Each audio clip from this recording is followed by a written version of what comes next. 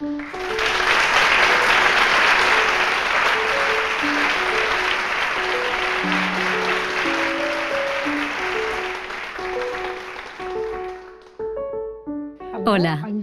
estoy muy contenta de estar aquí. Antes de que entremos en materia, me gustaría empezar hablándoos un poco sobre mi vida. Resulta que cuando era pequeña, odiaba profundamente las matemáticas y la ciencia. Y el motivo era que, en fin, nos mudábamos mucho. Nunca se me dieron bien las matemáticas ni la ciencia. Y me parecía que no tenían ninguna utilidad. Las odiaba y punto. Así que, después de graduarme en el instituto, pensé, me encantaría aprender otro idioma. Aquí no es como en Europa. En Estados Unidos, normalmente, solo hablamos inglés. Y pensé, qué emocionante sería aprender otro idioma. Y entonces descubrí que había un modo de aprender otro idioma y que me pagaran por ello. Y era alistándome en el ejército. Así que me alisté en el ejército y aprendí otro idioma. Aprendí ruso. Acabé trabajando en barcos pesqueros rusos. Y, bueno, me encantaba vivir nuevas aventuras y ver el mundo desde otras perspectivas. Así que acabé yéndome al Polo Sur, a la Antártida. Y allí es donde conocí a mi marido, que, por cierto, está aquí mismo. Sin embargo, descubrí algo que me sorprendió mucho. Y es que cuando fui a salirme del ejército, con 26 años que tenía, ningún empleador llamaba a mi puerta diciendo: necesitamos tu habilidad con el ruso a toda costa. De hecho, lo que había hecho sin querer era eso que todo el mundo dice. Había seguido mi pasión y había hecho lo que quería hacer, que era aprender un nuevo idioma. Pero no tuve en cuenta que ahí fuera hay todo un mundo que tiene sus necesidades. No están solo mis necesidades, también están las del mundo. Me puse a pensar en lo que se suponía que yo debía ser. Me enorgullecía estar abierta a nuevas aventuras y nuevos puntos de vista. Pero me di cuenta de que me había encerrado a mí misma dentro de una caja, en cierto modo. Yo decía, no puedo aprender matemáticas y ciencia. Sin embargo, aprender matemáticas y ciencia ¿no era como una nueva aventura? Era una aventura mental. Así que a los 26 años me salí del ejército y decidí volver a la universidad para ver si podía reeducar a mi cerebro para aprender matemáticas y ciencia. Empecé con clases de álgebra a nivel de instituto. Más bajo no se puede empezar. Y me resultó muy difícil. Pero fui lo suficientemente inteligente como para darme un tiempo. No empecé en un nivel muy alto. Pensé, esto no se me da muy bien, así que empecemos desde el principio. Y me lo tomé con calma. ¿Y sabéis qué? Aunque sea extraño, hoy estoy aquí con vosotros como profesora de ingeniería. Así que la cosa salió bastante bien. Pero si hubiera sabido lo que sé ahora sobre cómo aprender de forma eficaz, me habría resultado muchísimo más fácil.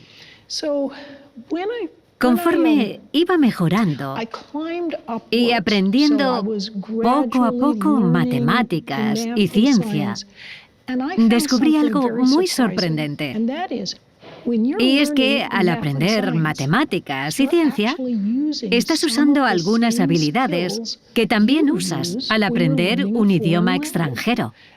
Y por lo que sabemos sobre neurociencia en estos momentos, eso es muy cierto. Algunas técnicas son compartidas en el aprendizaje.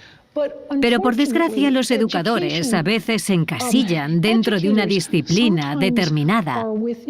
Por ejemplo, puede que enseñen matemáticas o idiomas o cualquier otra disciplina. Pero les puede resultar difícil ver las similitudes que hay en el funcionamiento del cerebro.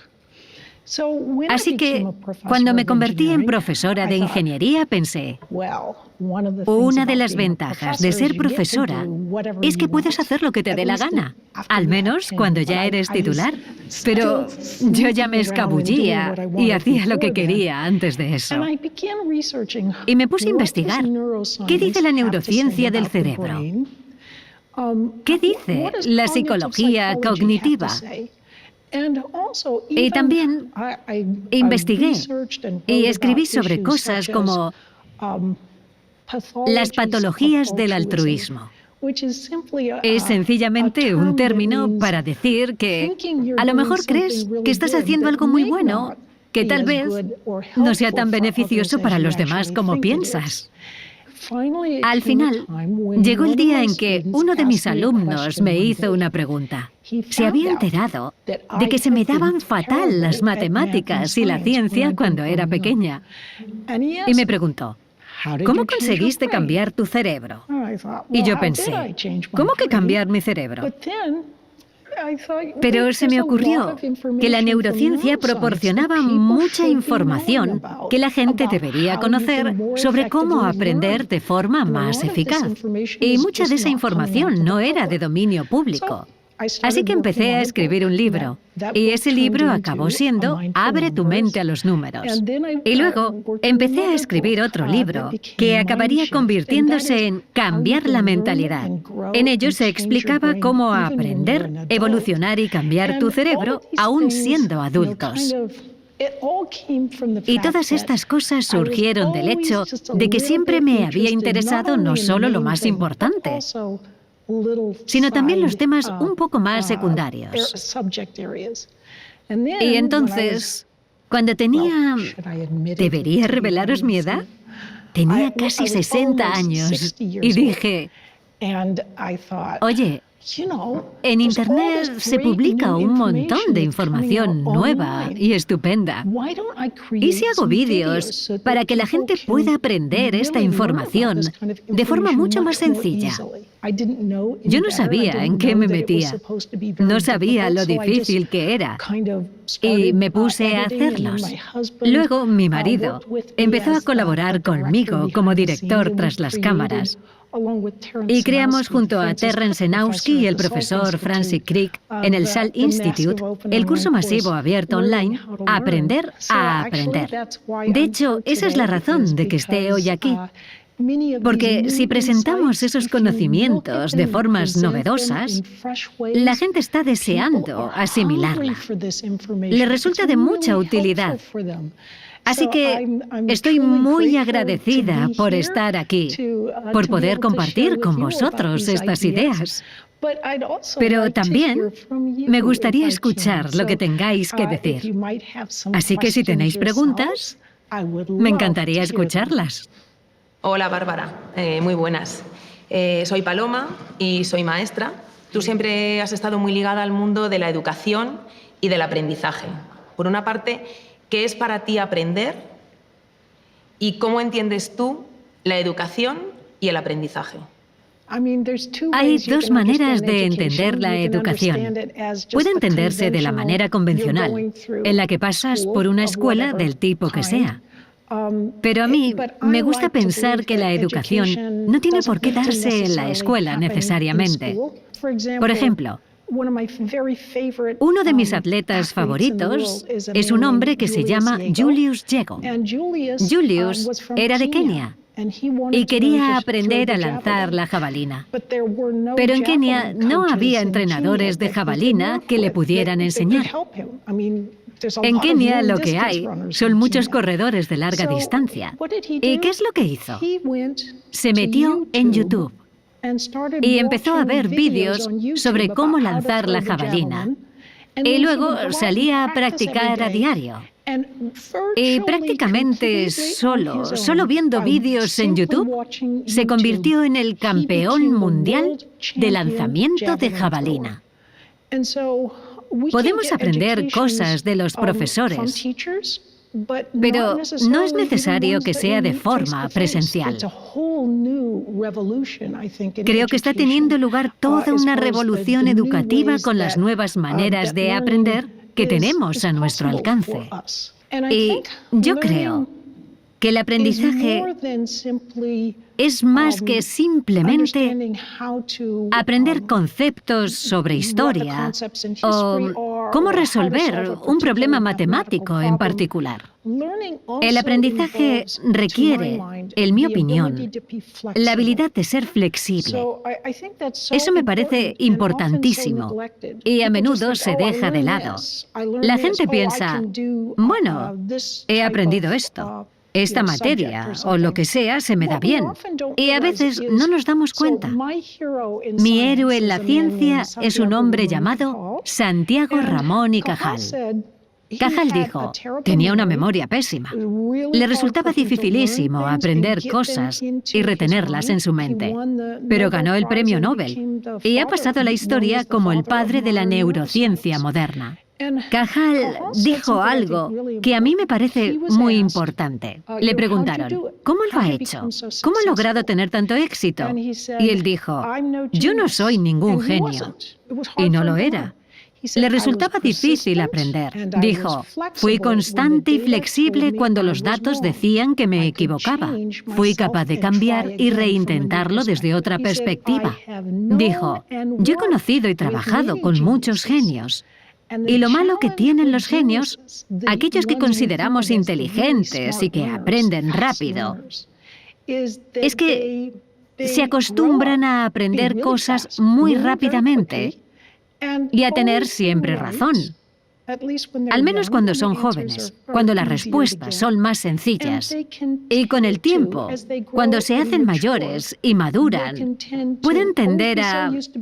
Están tan acostumbrados a tener siempre razón que sacan conclusiones precipitadas, toman decisiones rápidas y cuando se equivocan no pueden cambiar de opinión.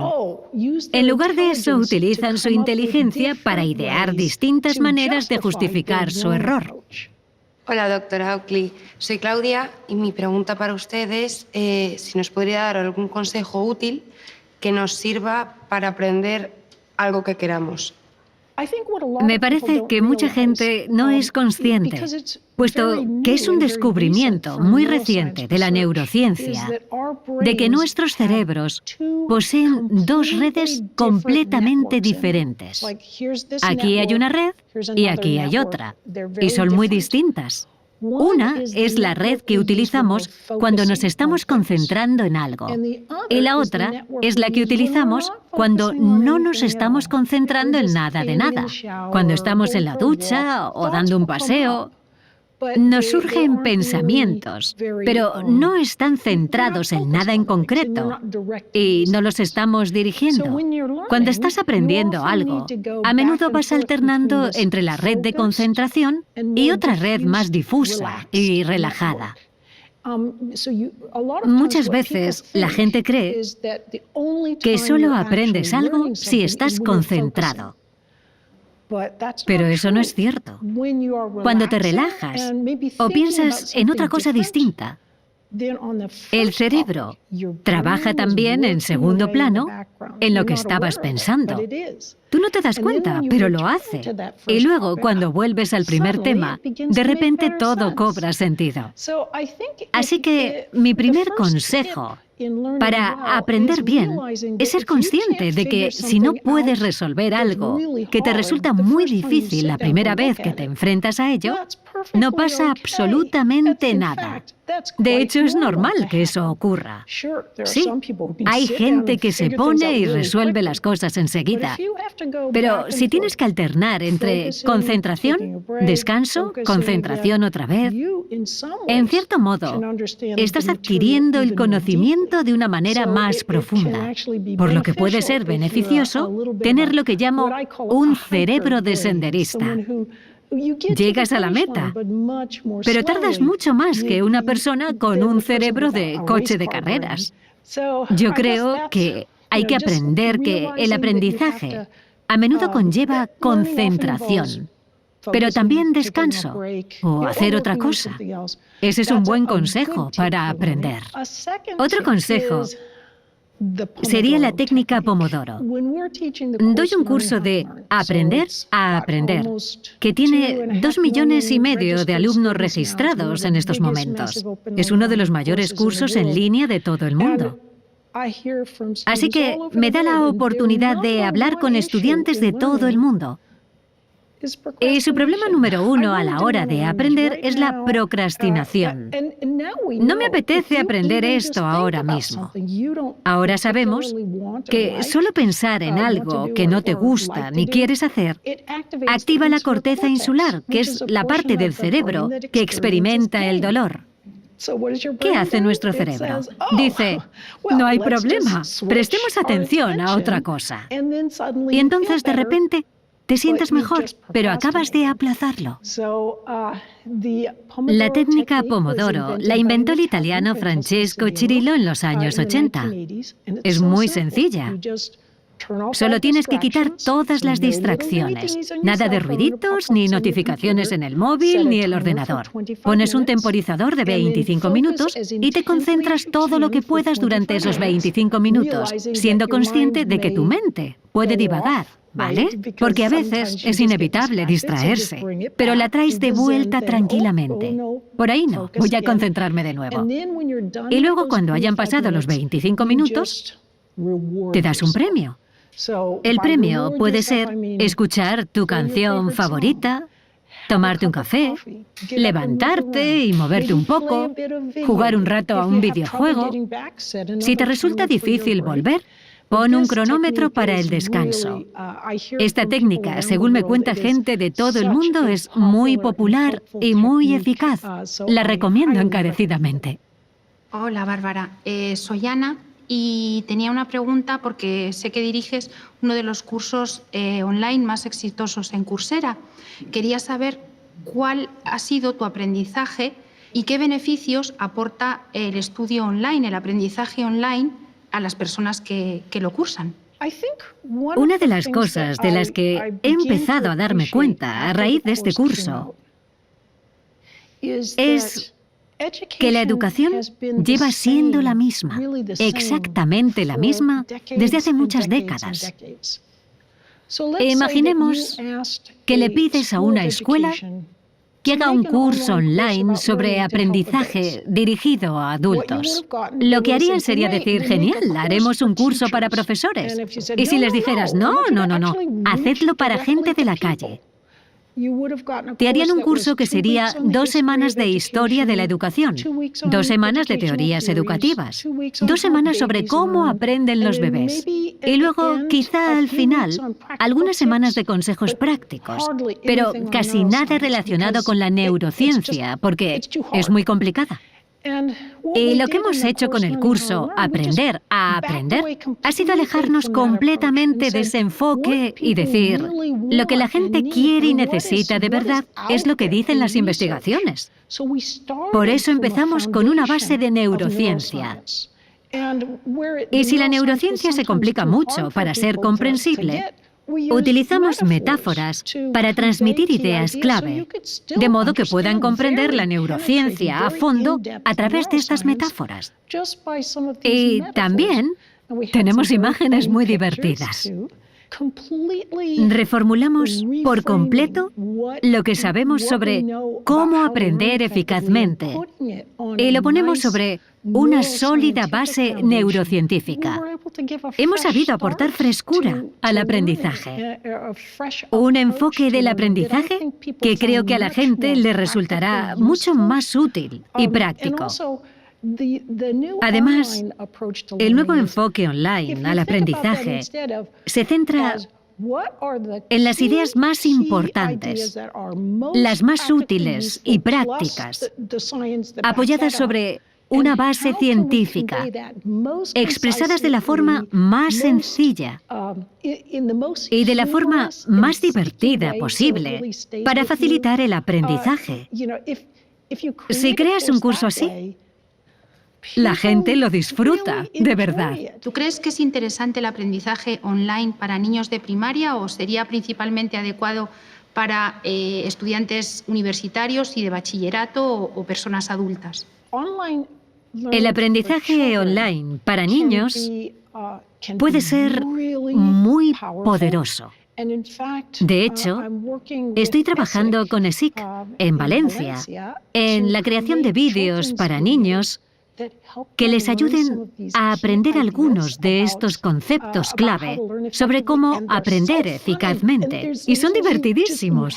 No puedes apartar la mirada de estos vídeos porque son súper rápidos. Hay zooms, hay animaciones, pero se aprende un montón sobre el cerebro humano gracias a unos instructores muy majos que te hablan en castellano. Entonces, ¿los profesores y los padres son necesarios en el aprendizaje de los niños? Por supuesto. Hay que transmitir el entusiasmo por el aprendizaje. Pero también está saliendo un estupendo material nuevo, que es online y que será de gran utilidad. Fijaos en lo que buscan los niños. Quieren algo que sea rápido, como un juego. Y todo eso se puede conseguir online. Eso es más difícil lograrlo fuera del mundo online. Creo que lo ideal es una mezcla de buena paternidad que fomente el aprendizaje y de buenos profesores presenciales, además de unos buenos materiales online con buenos instructores. De lo que no se suele hablar es que la mitad de los profesores son mediocres. Es decir, que si crees que lo online no es tan bueno como lo presencial, espera un momento. La mitad de los profesores presenciales puede que no sean tan buenos como creéis. Y gracias a buenos materiales online, se pueden transmitir ideas que puede que un profesor no sepa transmitir, pero los niños pueden comprenderlo con mucha rapidez. Yo creo que algunos conceptos de la psicología cognitiva y de la neurociencia en realidad son muy fáciles de comprender. Son tan fáciles que hasta los niños pueden entenderlos. Lo que pasa es que a veces los profesores se han pasado tantos años para llegar hasta donde están que no quieren que parezca tan fácil que hasta los niños pueden entenderlo. Así que puede que les cueste incluso encontrar la motivación para transmitir estas ideas de manera sencilla y fácil de comprender. Pero la verdad es que en realidad a menudo son ideas sobre el aprendizaje muy fáciles de comprender y podemos ayudar a los niños a entenderlas. Hola Bárbara, mi nombre es Mercedes y soy profesora en la universidad. Quería comentarte que, como bien sabes, muchas veces tenemos estudiantes que realmente no tienen ningún interés por la asignatura que estamos impartiendo y, sin embargo, consiguen aprobar. ¿Crees que es posible aprender algo si realmente no tienes una motivación para hacerlo? Incluso cuando un alumno no tiene motivación para aprender, a menudo sí que la tiene para conseguir un aprobado. Así que aprenden al menos lo suficiente para aprobar y lo consiguen. Pero aquí es donde un buen profesor presencial puede marcar una gran diferencia. Porque un buen profesor presencial puede poner ejemplos que repercutan con un alumno en particular. Y eso será de mucha ayuda para despertar la motivación, aunque ésta no se encuentre ahí en un principio. Por ejemplo, en mi caso, yo daba una clase de introducción a los circuitos eléctricos. Había alumnos de ingeniería eléctrica, de ingeniería mecánica, de ingeniería informática. Bueno, los de informática y de eléctrica sí que querían aprender sobre circuitos eléctricos, pero los de ingeniería mecánica se sentaban siempre al final de la clase y empezaban en plan, ya sabéis. De modo que me propuse un objetivo. Me centraría en ellos. Me aprendería cada uno de sus nombres. Los iba a tener bien vigilados, aunque se sentaran en la última fila. Me propuse que eligieran una ingeniería eléctrica. ¿Y lo conseguí? Con muchos de ellos funcionó. Al final, tanto se pasaron de mecánica eléctrica que los del departamento de mecánicas empezaron a mosquear conmigo. Yo creo que si te abres, te preocupas y te lo propones, puedes inspirar a los alumnos que no tienen motivación. No puedes llegar a todo el mundo. Y eso puede volverte loca como profesora. Solo hay uno al que no consigo llegar. Bueno, ya sabéis. Aprenden distintas lecciones en su vida. Recuerdo que uno de mis alumnos, no muy bueno, vino a verme 10 años después de pasar por mi clase y había conseguido uno de los premios de diseño de automóviles más importantes por su creatividad en sus diseños de ingeniería. Así que incluso los que te parezcan que no son tan buenos, a menudo pueden sorprenderte. Hola Bárbara, soy profesor y te quería preguntar, hoy día vemos que muchos adolescentes están conectados continuamente con la tecnología. Entonces, ¿cómo podría afectar esto a la educación y si esto puede conllevar problemas de atención en el aula y en otros ámbitos? Esta es una pregunta muy buena, porque va directa al corazón de lo que pasa en la sociedad actual con las redes sociales. Las redes sociales están diseñadas para ser adictivas. Esa es su auténtica finalidad. Por eso quieres consultarlas. Cuando recibes un mensaje, eres como uno de los perros de Pavlov y sientes que tienes que hacerle caso. Por eso, yo creo que una de las mejores cosas que se puede hacer es enseñar a tus alumnos la técnica Pomodoro. Porque esa técnica te está diciendo lo siguiente: retrasa la gratificación un rato.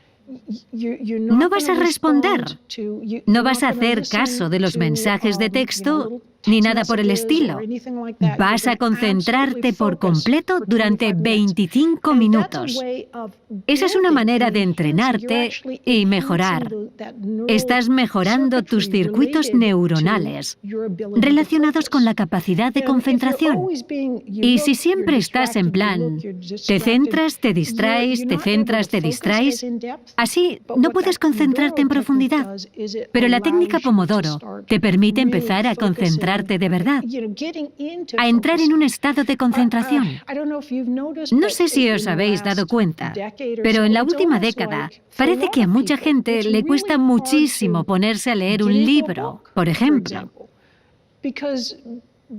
Porque antes de estar condicionados por las constantes interrupciones de las redes sociales, éramos capaces de meternos en un libro y leerlo de verdad. Pero ahora, lo que hacemos es mirar el libro y, un momento, tengo que ver mis mensajes. Así que creo que la técnica Pomodoro es buena incluso para los adultos si queremos hacer cosas como leer y profundizar más en las cosas. Desde mi perspectiva de profesora, yo creo que esto lo tengo en cuenta en mis clases. Se ha descubierto que, por ejemplo, en las disciplinas de ciencia, tecnología, ingeniería y matemáticas, si enseñas de manera tradicional, saliendo a la pizarra y escribiendo o explicando lo que sea, 1 de cada 3 alumnos se dejará la asignatura. Pero si das la explicación y luego haces que hagan descansos activos en la clase, y no me refiero a descansos sociales, me refiero a explicarles un problema y luego hacer que trabajen en un problema similar y que puedan hablar entre ellos mientras lo hacen. Si incorporas este tipo de aprendizaje activo o cooperativo en tu clase, solo 1 de cada 5 alumnos dejará la asignatura. Cuando doy clase con estas técnicas activas, los alumnos, en su casa, ven vídeos de mis explicaciones Y luego, cuando vienen a clase, trabajamos de forma activa. Nadie está delante del ordenador, porque saben que se les va a evaluar. Y este es su momento para aprender. Yo creo que a veces, cuando los alumnos se ponen a leer cosas en clase o a meterse en las redes sociales, tenemos que autoevaluarnos y decir, ¿qué puedo hacer de otra forma en clase para que quieran prestar atención a lo que estoy diciendo? Hola Bárbara, soy maestro y quería incidir un poco en lo que has dicho antes sobre las tareas escolares. ¿Qué consejo le darías a esos estudiantes que postergan el hacer la tarea y preparan los exámenes o hacen la tarea a última hora? Vale, esta pregunta es complicada y la respuesta varía un poco según sean padres o profesores. Para los profesores, yo creo que lo mejor que se puede hacer es examinarlos con frecuencia. Nada de exámenes sorpresa. Pero, por ejemplo, en mis clases les pongo un examen todas las semanas. Eso lo que hace es evitar que pase demasiado tiempo antes de verse obligados a aprenderse el contenido. Cuanto más podáis hacerles trabajar todos los días, mejor. Ahora bien, hay otra cosa que vuestros alumnos deben ser capaces de hacer. Es muy importante que no solo aprendan conceptos, sino que pongan en práctica esos conceptos para adquirir lo que llamamos fluidez de procedimiento. Es algo así como que te venga rápidamente a la cabeza. La fluidez de procedimiento sería la diferencia entre alguien que diga: yo hablo español, en vez de hablo español. Sería algo así. La fluidez de procedimiento implica acceder rápidamente a esas ideas. Y eso es importante. Y no solo es importante en el aprendizaje de idiomas, también a la hora de aprender matemáticas y ciencia. O si eres mecánico, hay que tener en mente ciertas ideas claves. Así que cuanto más ayudemos a alguien a establecer estos enlaces neuronales con la práctica de estas ideas clave, mejor lo harán. Por ejemplo, a mis alumnos les digo, mis alumnos a menudo hacen los deberes en el último momento y lo entregan. ¿Vosotros cantaríais una canción una sola vez y diríais, vale, ya me la sé? Pues claro que no, la tenéis que practicar. Pues es casi lo mismo con los deberes y los problemas prácticos con los que trabajas. Es muy importante interiorizarlos. Eso lo que hace es crear una serie de enlaces sólidos, de conexiones neuronales, a las que la mente puede acceder con facilidad en los exámenes. ¿Y cómo fomentamos eso? Nunca llegaréis a todos los alumnos, pero estoy convencida de que cuanto más les enseñe a los alumnos sobre el funcionamiento de sus cerebros, más entenderán lo importante que es practicar. Es casi como: esto me encanta. Ojalá tuviera imágenes para enseñaros. Aquí tenemos las neuronas. Esto es una neurona y de ella sale como una piernecita. Y cuando te concentras y prestas atención a algo, de la pierna empiezan a salir unos deditos. Esos dedos son las llamadas espinas dendríticas. Y cuando le prestas atención a algo, cuando aprendes algo durante el día, empieza a salir un dedito. A lo mejor salen un par porque estás muy concentrada. Pero cuando duermes por la noche, es cuando salen de verdad. Y eso es lo que conecta con la neurona de al lado. Y así empieza a crearse esta serie de conexiones que es el aprendizaje. Y cuanto más practiques todos los días y duermas por las noches, más señales manda tu cerebro durante el sueño. Es como si un ratoncito recorriera esos caminos y te estuviera aportando práctica, construyendo y fortaleciendo esa serie de vínculos. Ahí es cuando de verdad aprendes. Y si estudias durante 10 horas, si coges 10 horas de estudio y las repartes entre 10 días, a 1 hora al día, aprenderás mucho más que estudiando 10 horas de una sentada. Porque, en realidad, en un solo día no vas a estudiar 10 horas. Vas a estar pensando, tengo que ir a hablar con fulanito y esto y lo otro. Además, si estudias solo un día, las neuronas solo tienen ese día para hacer crecer esas pequeñas conexiones neuronales. Hola Bárbara, soy Jill, soy empresaria educativa y me parece muy interesante cómo tú has formado a ti mismo a gustar algo que de verdad te dabas manía antes, que es las matemáticas. Y desde tener miedo de matemáticas, ser una persona que es un profesor de engineering. ¿Cuál ha sido tu desafío más grande cuando has empezado de cambiar el chip y ir por las matemáticas? Me enfrenté a varios desafíos. En primer lugar, me sentía... Cuando me propuse cambiar y aprender matemáticas y ciencia, sentía que era una incompetente. Pensaba, vaya, todos mis compañeros son más jóvenes que yo, son mucho más listos que yo, son los que sacaban las mejores notas en el instituto. Y de lo que no me daba cuenta era de que esta sensación de ser una impostora, de que era un fraude y que era inferior, en realidad me daba ventaja. Yo creo que el mayor problema cuando quieres aprender algo nuevo no es la falta de confianza, sino el confiarte demasiado. Es el, bueno, yo controlo, esto está chupado. Pero si piensas, no sé si podré hacerlo, estás más dispuesta al cambio y al crecimiento. Conozco a 2 profesores de física muy importantes que decidieron volver a estudiar y dedicarse a la neurociencia. Uno de ellos lo que hizo fue abandonar el laboratorio que tenía en California para empezar de nuevo como alumno universitario, para formarse en neurociencia. Toda su familia tuvo que mudarse a San Luis, de modo que renunció a todo para empezar de cero, como un principiante, más o menos. El otro también era un profesor de física muy importante. Pero él dijo, esto se me da de lujo, voy a abrir mi propio laboratorio de neurociencia y empezaré a trabajar de inmediato. Todo se fue al traste, no le salió bien.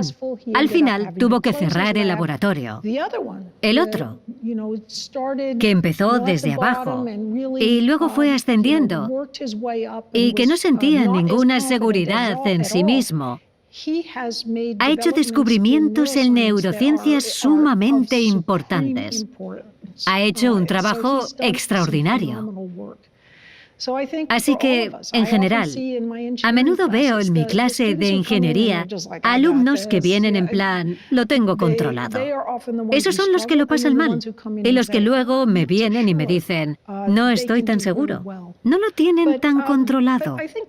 Pero yo, en vez de eso, empecé en un nivel muy bajo e intentaba conseguir unas alas pequeñitas en lo que estaba aprendiendo, de modo que no iba a tantas clases como los demás. Trabajé duro y utilicé las mismas técnicas que aprendí para aprender un idioma. Yo veía los problemas de química como si fuera una nueva conjugación verbal y la practicaba para poder acceder a ella rápidamente. Y usar las mismas técnicas que usé para aprender un idioma me funcionó muy bien para cambiar mi cerebro y aprender. Creo que es importante que nos mantengamos siempre abiertos al aprendizaje de cosas nuevas.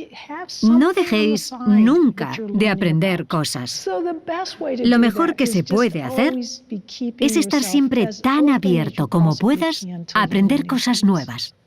Hola, Bárbara. Me llamo María y me gustaría preguntarte, ¿cómo podemos ayudar a los niños a descubrir su potencial? He de mencionar de nuevo los maravillosos vídeos que está haciendo ESIC. La versión en inglés de los vídeos los está haciendo la Universidad de Arizona State con mi colaboración y la de mi marido. Estos vídeos son geniales, son muy útiles. He escrito un libro, Aprender a Aprender, que está dirigido a los niños. Yo creo que una de las mejores formas de ayudar a aprender a los niños es que aprendan sobre el aprendizaje. Me parece increíble. ¿Vosotros dais crédito? Dentro de 100 años, la gente mirará atrás a nuestra época y dirá, ¿sabes? No enseñaban a los niños a aprender. Les hacían pasar por 12 o 16 años de educación, pero no les enseñaban nada sobre cómo aprende el cerebro. A mí me parece una locura. Por eso, Terry Senowski y yo escribimos este libro para niños, Aprender a Aprender, del que estamos muy satisfechos. Y por eso estamos haciendo estos vídeos estupendos. De modo que si no te puedes permitir comprar libros y demás, aún así puedes aprender sobre el aprendizaje. Y creo que lo mejor que podemos hacer es fomentar la idea de que es muy importante no solo aprender, sino aprender a aprender, aprender cómo aprende el cerebro. Hay muchos estudios neurocientíficos que demuestran físicamente lo que pasa en el cerebro. Por ejemplo, cuando les decimos a los niños, iros a la cama porque tenéis que dormir bien, los niños nos ignoran. Nosotros rechazamos la idea de dormir más, pero estudios neurocientíficos recientes demuestran que en el transcurso del día, pequeños metabolitos, que son como toxinas, salen de las neuronas, de las células cerebrales, y se acumulan alrededor de esas células. Y no se pueden limpiar porque las neuronas en sí, las células cerebrales, son grandes y bloquean el fluido cerebral, de modo que no se puede pasar y arrastrar las toxinas. Pero cuando estás durmiendo, las células cerebrales se encogen, se hacen más pequeñas. De repente, todo el fluido cerebral puede fluir con mucha más facilidad y limpiar las toxinas. Por eso, dormir es tan importante. Hacer un examen sin haber dormido en toda la noche es como hacer un examen con el cerebro lleno de veneno. No es muy recomendable. Pero los niños eso no lo saben, ni lo han visto en imágenes. Lo único que piensan es, yo puedo hacerlo, claro que sí, soy duro de roer. Y la verdad es que es mucho más difícil hacer que hagan las cosas bien si desconocen datos importantes sobre cómo aprende su cerebro y sobre cómo reacciona en entornos cotidianos. Hola Bárbara, mi nombre es Rebeca y bueno, se dice que hoy en día tenemos acceso a todo el conocimiento desde un teléfono móvil y ya no utilizamos tanto la memoria, pero quería saber para ti qué papel tiene la memoria en la educación hoy en día. ¿Podría aprender español si utilizara siempre el traductor de Google? Bueno, sí, se pueden buscar las cosas en Internet. Se puede buscar de todo, pero eso no significa que lo sepas, a menos que aprendas de verdad el idioma. Y lo mismo pasa con muchas cosas. Por desgracia, a muchos educadores occidentales les ha seducido la idea de, bueno, la tabla de multiplicar se puede buscar, así que no hace falta memorizarla. Eso es como decir, no hace falta memorizar el vocabulario del español porque se puede buscar. Hay ciertos datos esenciales que es muy valioso conocer. Por ejemplo, si tú sabes que 4 veces 10 son 40 y alguien te pone una fracción y te dice, esto es 4 dividido entre 40, ¿la puedes simplificar? Si conoces el dato matemático de que 4 veces 10 son 40, te resultará más sencillo reducir 4 cuarentavos a un décimo. Saberte eso de memoria te ayuda a saber. Crea una estructura neuronal de comprensión. Puede que hayas memorizado algunas cosas, pero mientras poseas esos conceptos básicos, como qué es la multiplicación y el hecho de que 4 veces 8 son 32, no me quedaré parada pensando, vamos a ver, si aquí hay 4 alubias, si aquí hay 8, seré capaz de recordar rápidamente ese dato matemático, que me será de mucha utilidad.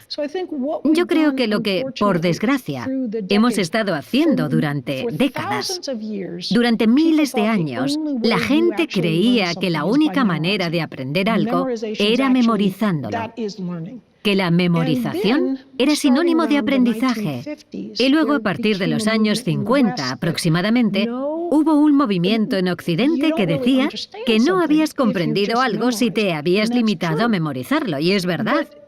Pero se fueron al otro extremo y dijeron, no hace falta memorizar nada. La verdad es que memorizar un poco es muy bueno para el aprendizaje. Es lo que inicia la estructura neuronal subyacente. Es como, por ejemplo, un poeta diría, si memorizas un poema, llegas a entenderlo en profundidad.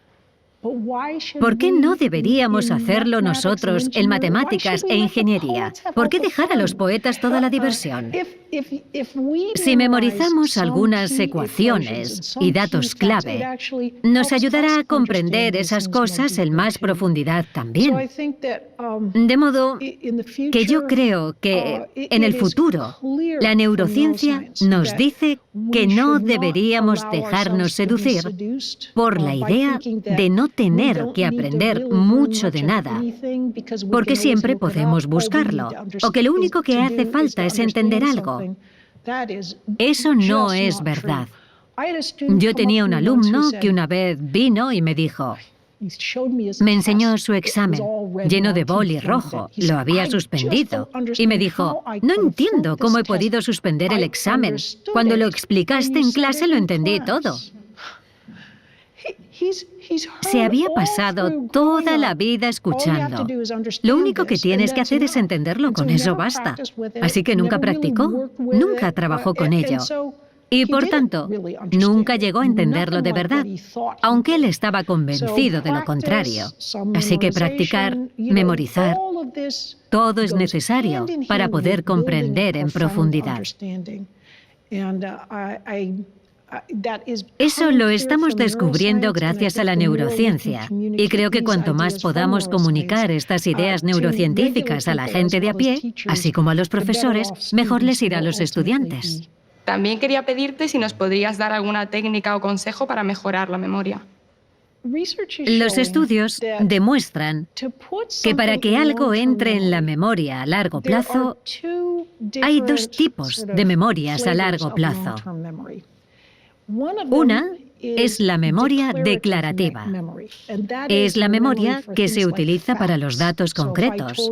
Si os dijera que 1776 es el año en que se firmó la Declaración de Independencia, eso sería un dato típico de la memoria declarativa.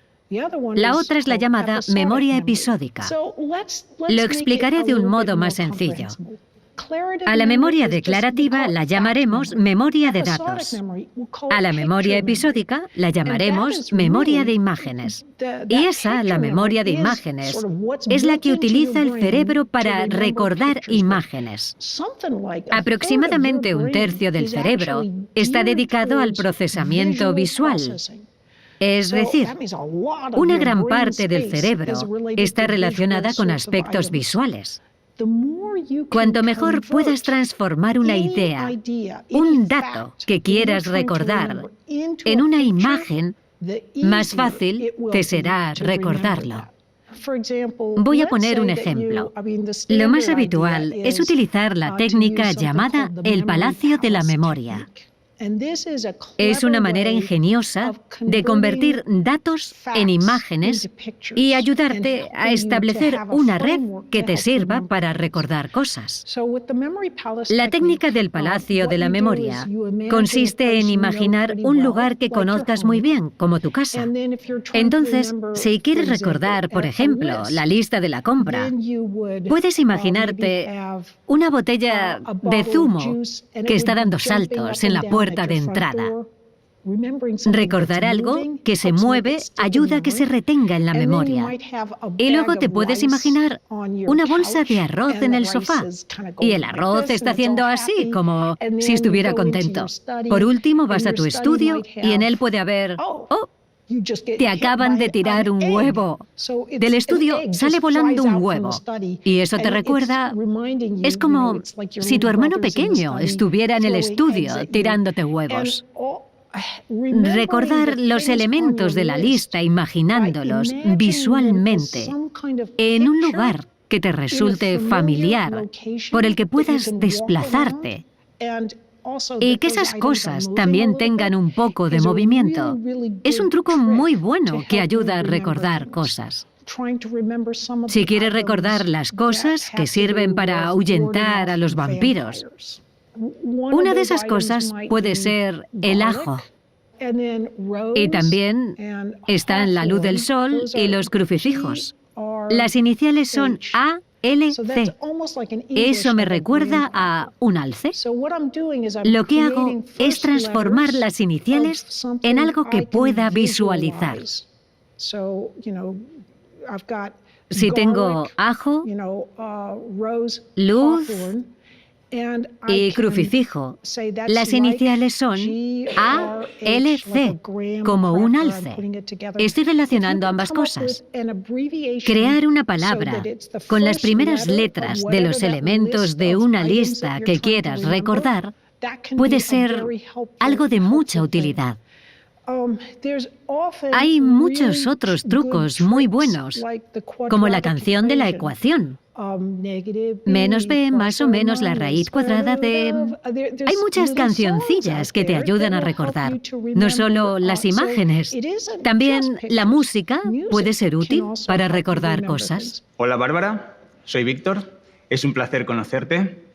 Estamos muy acostumbrados a escuchar que los niños y los jóvenes tienen que encontrar y seguir su pasión. En tus libros tú lo cuentas un poco diferente, nos hablas de ampliar tus pasiones. ¿Podrías explicarnos mejor a qué te refieres? Yo seguí mi pasión siendo muy joven. La gente suele decir que sigas tu pasión porque, por ejemplo, puede que sean profesores de una asignatura y tienen muchas ganas de que la hagas porque es bueno para ellos. Yo creo que es importante estudiar lo que ames y trabajar en ese tipo de cosas, pero no es lo único. Las pasiones se desarrollan a partir de lo que se nos da bien. Y algunas cosas son más fáciles que se te den bien. Así que la gente se centra ahí y dice, bueno, a mí lo que se me da bien es escribir poesía o aprender idiomas. Y es posible que, de verdad, tengan un don para ello. Pero si no amplían sus miras y aprenden otras cosas también, pueden acabar atrapados. Porque el mundo cambia y cambia con rapidez. Y si solo sabes unas cuantas cosas y no eres capaz de abrirte y aprender otro tipo de cosas, a largo plazo va a ser peor para ti. Yo no quería ser lo que se conoce como una mamá tigresa. Una mamá tigresa es una madre que se empeña en que sus hijos lo aprendan todo. Así que los lleva a baile, a música, a todo tipo de actividades extraescolares, clases de tenis y cosas así. Y no les dejan tiempo para ser niños, para jugar. Pero al mismo tiempo, yo quería que mis hijas fueran buenas en algo que a mí me parece importantísimo en el mundo actual, y son las matemáticas, la ciencia, y en todo tipo de cosas analíticas, así como en otras cosas que ya les gustaban, que tenían que ver con las habilidades verbales. Así que lo que me propuse fue que nuestras hijas hicieran 20 minutos extra de matemáticas al día. Por ejemplo, a nuestra hija mayor se le daban mal las matemáticas, pero fatal. Pero ahora, gracias a esa práctica extra, con el paso de los años, ahora está acabando su residencia en la Facultad de Medicina de Stanford. Ella habría sido una de esas niñas que dicen, yo no he nacido para entender las matemáticas, no soy capaz. Y en vez de eso se le dan bien y está cómoda con ellas. una de las mejores cosas que podemos hacer para expandir nuestras mentes es ayudar a nuestros hijos a expandir las suyas y a veces animarlos a hacer cosas que ellos consideren que no son su fuerte. Puede que sea de lo mejor que podemos hacer. Así que es muy importante forzarte un poco y aprender algo que creas que no eres capaz de hacer. Y verás que a largo plazo, especialmente con lo rápido que está cambiando todo en la sociedad, acabará siendo bueno para ti. Hola Bárbara, soy Sara. Como todos sabemos, hoy en día las cosas están cambiando, pero todavía hay menos mujeres que estudian carreras científicas. Quería saber qué le podrías decir a las chicas jóvenes para que se animaran a estudiar ese tipo de carreras. Para la sociedad es muy importante que haya tanto hombres como mujeres con habilidades para las matemáticas y la ciencia, así como para otras disciplinas. La ciencia nos aporta unos datos que a mí me parecen muy interesantes en relación a cómo se desarrollan los niños y las niñas. La diferencia es la siguiente. Voy a decir algo que va a sonar polémico, pero que en realidad no lo es. Estas son las niñas y cómo desarrollan sus habilidades matemáticas. Y estos son los niños y cómo desarrollan sus habilidades matemáticas.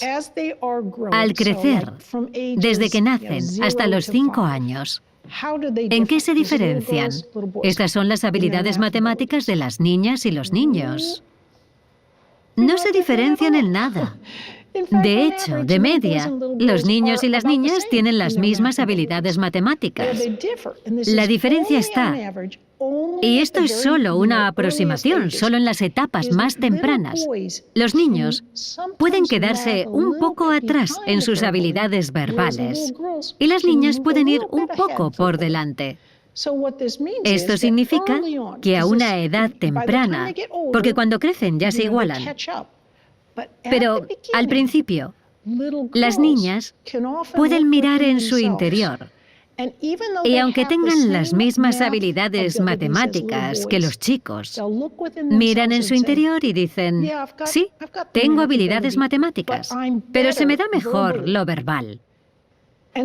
Y entonces tienden a eso.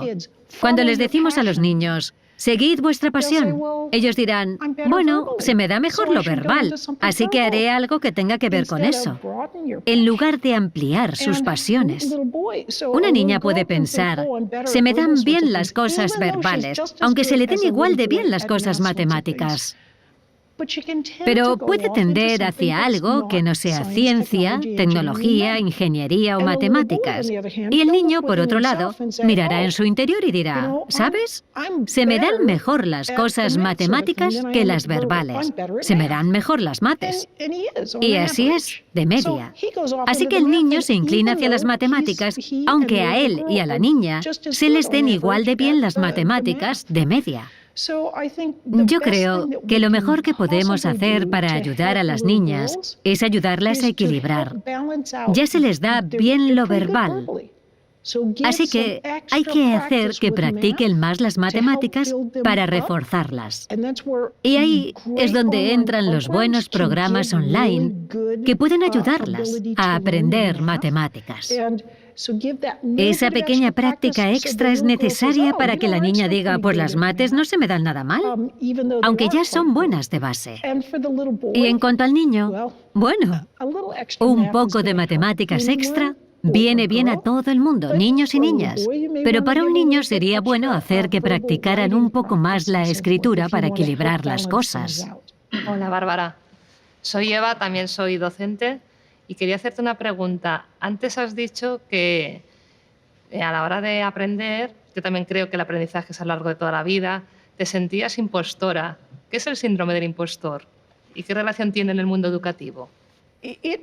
Significa que sientes que eres un fraude, que no eres tan buena como el resto del mundo. Pero en realidad, eso es un don.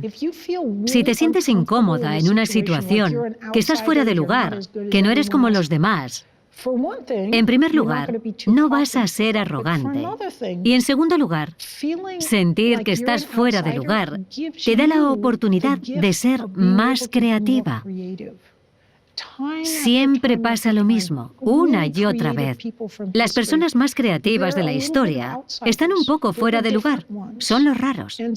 Así que si sientes que eres un fraude, te puede ir muy bien, porque significa que estás dispuesta a ser flexible y a cambiarte a ti misma porque no te sientes cómoda. Lo único que quieres es superar la incomodidad. Y eso, al final, puede ser algo estupendo. Y será recompensada por haber perseverado hasta superar las situaciones más difíciles. Si siempre hiciéramos lo que nos es más fácil, nuestra personalidad se resentiría. Así que a veces es bueno desafiarnos a nosotros mismos y forzarnos a hacer un poco más de lo que creemos que podemos hacer. Y si a veces sentís que sois un fraude cuando estáis haciendo algo, bienvenidos a mi club. Os ayudará a perseverar. Hola, Bárbara. Mi nombre es Pablo, doy clase en la universidad y soy padre de 2 niños pequeños.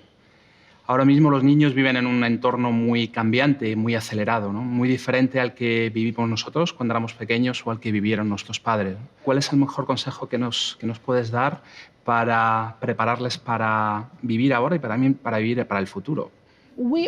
Todos sabemos, como padres, que parte de nuestro trabajo consiste en crear un entorno seguro para nuestros hijos, alentarlos, poner límites. Pero creo que uno de los mejores regalos que podemos dar a nuestros hijos es no olvidarnos de darles una buena base de matemáticas.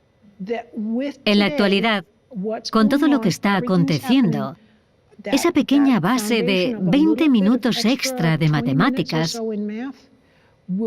puede ser muy beneficiosa. La música es muy importante para el espíritu humano, pero es muy difícil ganarse la vida como músico. Así que creo que un regalo que se les puede hacer a los hijos es ayudarles a ganarse bien la vida en este mundo. Para lo cual, viene muy bien tener práctica con las matemáticas. Y alrededor de los 3 años es muy buen momento. Allí es cuando empezamos con nuestras hijas. La cultura y los idiomas siempre serán importantes. Pero las habilidades analíticas cada vez son más importantes. Y en cierto modo, las dejamos de lado. No hacemos que los niños las practiquen lo suficiente como para alcanzar la excelencia en esas asignaturas. Si tenéis ese tipo de cosas en mente, en el futuro se les abrirán muchas puertas del mundo laboral. Hola Bárbara, yo soy Alberto y a ti como docente te quería preguntar por la evaluación del aprendizaje. Desde tu punto de vista, ¿cuál es la mejor forma de evaluar el aprendizaje de un alumno? Esa es la pregunta del millón.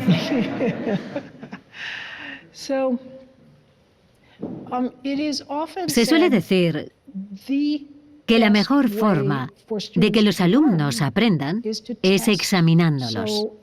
Aunque eso no quiere decir que los profesores tengan que poner exámenes. Pero saber a ciencia cierta si un alumno ha aprendido una asignatura depende mucho de la asignatura de la que se trate. Es muy difícil encontrar un algoritmo que sirva para todas las asignaturas y que te diga si alguien la ha aprendido. Haría falta también que sepa escribir muy bien y que analice la forma de escribir para ver si está bien y que luego corrija. Enseñar a escribir bien me parece que es de lo más difícil que hay, aunque la inteligencia artificial será de mucha ayuda en ese sentido, especialmente con la ardua tarea de corregir trabajos y demás. En cierto modo, es más sencillo comprobar si los alumnos han aprendido algo de matemáticas o ciencia a través de unas preguntas. Y el alumno puede tener muchas maneras de llegar a la respuesta, pero puede haber, si la pregunta está bien planteada, una sola respuesta para tú poder ver si ha llegado a ella y de ese modo saber si se ha aprendido el contenido. Es una pregunta difícil de responder, porque varía mucho entre las distintas disciplinas disciplinas. Es de suma importancia que los profesores se esfuercen y trabajen para comprobar si los alumnos se saben el material. Soy Javier, padre y emprendedor en educación. Es un auténtico lujo escucharte, Bárbara, te lo digo de corazón. Una última pregunta para cerrar el encuentro. ¿Qué mensaje nos darías hoy para llevarnos a casa? Lo que me gustaría decir, pero de verdad, desde lo más hondo de mi corazón, es que no tengáis miedo a aprender cosas nuevas. Y si os sentís incómodos aprendiendo cosas nuevas, no pasa nada. Eso es lo que pasa cuando te desafías y te esfuerzas para alcanzar una meta. Encontrad pequeños trucos que os ayuden a motivaros durante el aprendizaje. Para mí, estar en España es un truco estupendo para motivarme a seguir aprendiendo español. Abrid vuestra mente al aprendizaje y animad a vuestros seres queridos a seguir aprendiendo. Mi corazón os acompañará cuando aprendáis cosas nuevas. No tengo palabras para expresar mi agradecimiento por estar aquí hoy.